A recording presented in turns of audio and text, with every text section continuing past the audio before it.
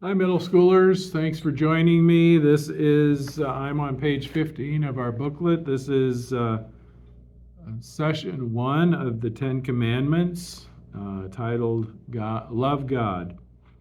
And I hope before you got here, you read Exodus chapter 20, verses 1 through 11. I'd expand that 1 through 21, verses 1 through 21. And I'd also encourage you to read Exodus 19, verses 4 through 6. What I'm going to do today is set the stage for the Ten Commandments and put them in their context of why they were given, their historical context. A lot of times we think of the commandments as God's law, which they are, but given in a way as a judge a judge who sits on a throne and just waits for us to mess up so that judge, God, can slap us on the knuckles and say you are a sinner. And condemn us. But this is not the spirit at all of which these commandments were given. And we'll see that as we look at them in their context. So, again, setting the stage for the giving of the commandments, you know the story of the Exodus, and you know the story of why that was necessary. And it had to do with Joseph. Joseph was the youngest of the 12 sons of Jacob. He had a dream, and his father gave him a multicolored coat, and his brothers were jealous, and so they put him in a well until they could sell him into slavery. He went into Egypt, where he where he found favor with God. Through God, he found favor with Pharaoh, the most powerful king on the planet at that time, and he became a high-ranking official. Well, a drought came for his brothers who were still living in the northeast, the arid part of the Middle East, and so they came to Egypt to find grain for their families and their flocks, and they were reunited with Joseph. Joseph forgave them after a time, and he welcomed them to come into Egypt. He was high-ranking, powerful. He had land where they could live, and he had grasslands for the flocks.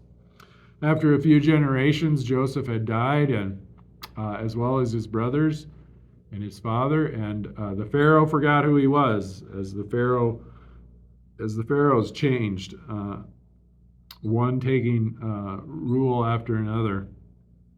And the only thing the new Pharaoh knew about these Israelites or these Hebrew people was that they were multiplying quickly and they had many, many flocks. And so he became afraid of them and put them into slavery, into bondage, where they were forced to make bricks day after day with their lives. And in that time, the people had no control of their daily schedule. They had no control of their own bodies. They had no control over what they ate or drank or what they would do for a job. They just did what they were told. They made bricks for the building projects of Pharaoh.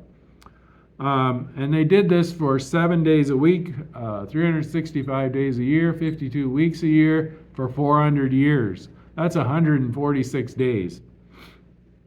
And after that time, God heard their cries.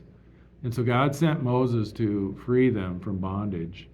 And so this is the context in which God gives the law. He gives the Ten Commandments. And God, through Moses and the plagues, led the people out of Egypt through the Red Sea and into the wilderness. And it's in the wilderness where they receive the Ten Commandments. And the reason God ultimately gave them these Ten Commandments at this time is because they didn't know how to live as free people. They didn't know how to build a society based on goodness and blessing and trust and putting the well-being of your neighbor ahead of your own. And so God gave them these Ten Commandments. Now let's look at the first three. The first three commandments, or the first book of the law, have to do with loving God, okay? So the first commandment is, you shall have no other gods. You shall have no other gods before me. In other words, don't put anything ahead of me in terms of a priority for your life, because I'm the one who gives you life, that redeems your life, and who saves your life. And Luther says we are to fear, love, and trust God above anything else. Sounds easy, but it's not. And the second commandment is, you shall not take the name of the Lord your God in vain. God's name is a holy name. It's a life-giving name. And to take it in vain, to use it in a corrupt way really brings dishonor to that holy name. And again, Luther says we are to fear and love God so that we do not use his name superstitiously or use it to curse, swear, lie, or deceive, but to call on him in prayer, praise, and thanksgiving. And finally, the third commandment is we are to remember the Sabbath day and keep it holy. And this is really the commandment that I want to start with, to say context really matters. So again, for 400 years, 146 days, the Israelites were in bondage, in slavery, never had a day off. Think about that. Never had a day off to do what they wanted to do, to rest, to worship their God, for leisure, nothing. Think of the gift now that the third commandment is to the people. Take a day off, God says. After 6 days of work, take a day off. That's what God did in creation. He created the world in 6 days, and on the seventh day finished that work and rested. And that's what he wants for you and me, and what a great blessing that is. So again, context matters. This isn't something that God says then, which is what the Sadducees and Pharisees made it into in the New Testament, that if you don't rest, if you take too many steps, if you do too many of this or that, God's going to zap you. Well, no. It's an invitation to life, an invitation to rest. So that's the first three commandments, and that's the context in which they were given. The context of love to build a new society, a new fellowship in the promised land, which is where they're heading. So take a look at the questions related to this on page 15. What does it look like to put God first? What is an idol? What do we have idols in our everyday lives? Well, if we put anything ahead of God, money or popularity or ourself or anything ahead of God is an idol.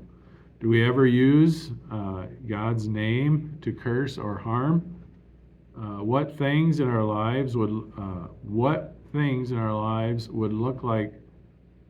the same if we took these commandments to love God seriously, and what things would be different? So talk about those with your parents, and then we'll see you for session 2.